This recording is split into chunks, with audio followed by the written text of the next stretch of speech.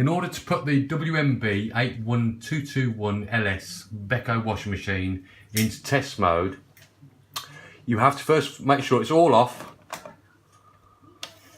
and you press and hold your start pause button, and while you're doing that, I'm going to let the phone go a minute, you turn the on off button over to cottons, like so, and then you keep that held for 3 seconds until the light comes on, and then let go.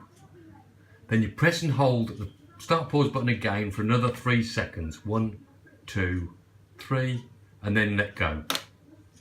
Then all your lights will start flashing. Then what I did, I moved this down to the bottom, and then when you press your start pause button each time, it will go through the different modes. But the motor's stopped working on this one, so I think you'll find that until we sort the motor out, it's not going to do most of the modes. It will fill up the machine, and it will drain the machine.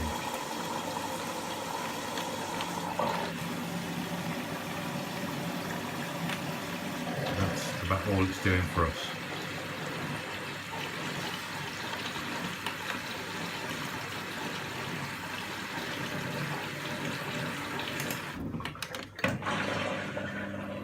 So the drum itself is not spinning at all in any way, shape or form.